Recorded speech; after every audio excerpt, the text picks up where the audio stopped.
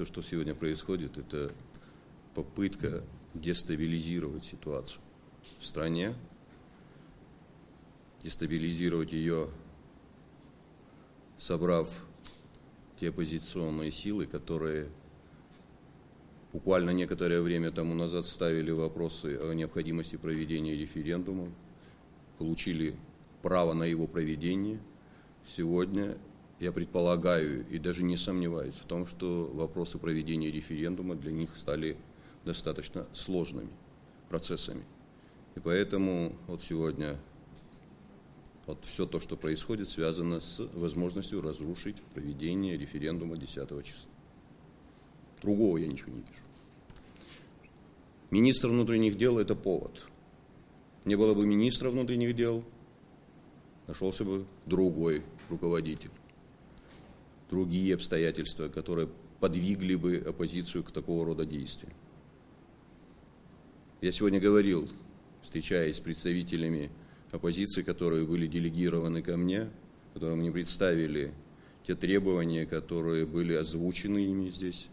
Из тех пунктов, которые представлены мне как требования, 7 пунктов, практически 3 были здесь удовлетворены. Вопросы предоставления эфира на ГТРК, и никто им никогда не отказывал. Мы говорим, пожалуйста, но эти эфиры должны соответствовать тем тематическим, как говорится, задачам, которые ставятся телевидению. Ставит вопрос общественного наблюдательного совета. То, что мы сами когда говорили об этом, я не вижу ничего тут запретного для того, чтобы это имело место. Дальше вопрос разрешить участвовать в голосовании, в том числе по паспортам с истекшим сроком действия. Я разрешил, об этом говорилось в моем решении. Ну, говорят, сегодня какое-то количество, там 3-4 тысячи паспортов, которые они не могут обменять. То есть за эти последние 5 дней.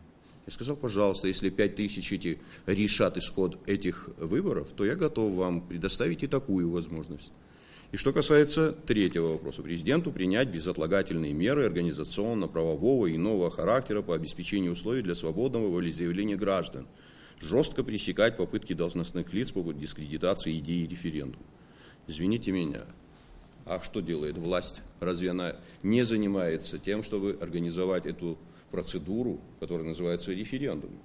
Во всяком случае, даны соответствующие финансовые возможности, даны соответствующие указания всем главам администрации, всем нашим чиновникам для того, чтобы этот процесс прошел бы спокойно.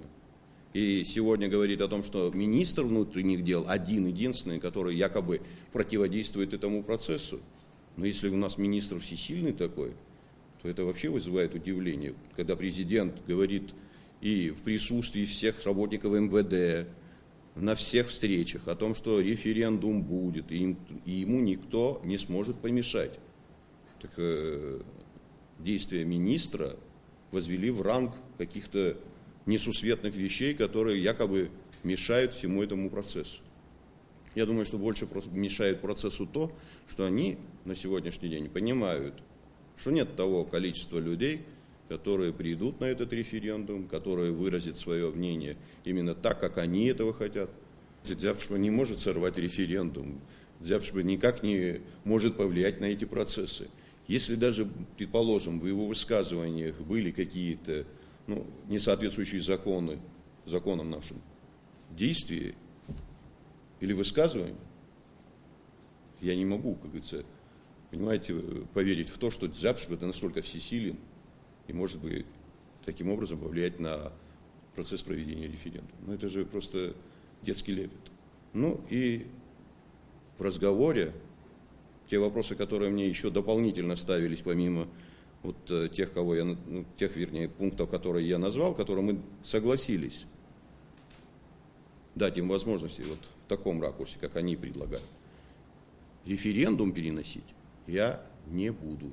Это я сказал открыто им. И не будет этого, потому что подписан указ, 10 числа будет проходить референдум. Переносить его на осень, как они предлагают, это я, значит, сам в первую очередь нарушу законы. Тогда, когда они от меня как раз таки требуют соблюдения законов. Спрашивается, каким образом это нужно будет делать, как это нужно претворить в жизнь. Перенесите и все. И снимите министра внутренних дел. Министра внутренних дел я на этот период времени открыто заявил ему. Сказал, есть материалы, которые переданы в прокуратуру, прокуратура занимается соответствующими делами по этому факту. Какой будет результат, живем увидим. Пока мы разговаривали здесь с представителями оппозиции, пока мы обсуждали эти вопросы, они предприняли попытку захвата МВД. По-другому как-то это оценить невозможно, как это не назвать хулиганскими, преступными действиями. По-другому как его назвать? Да, пришли, требуют, но нужно соизмерять эти требования с теми нормами закона, которые есть у нас. Я еще раз говорю, отменить референдум или перенести его на осень, нет такого, понимаете, в законе. Это не регламентируется нашими законами. Я подписал указ, исходя из буквы закона.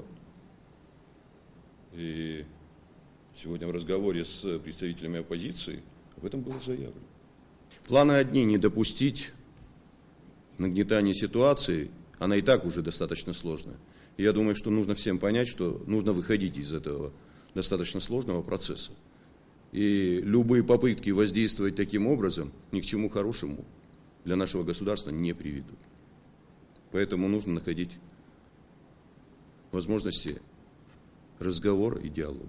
Но неприемлемые условия ставить, я думаю, что это просто неправильно. И никто не пойдет на поводу.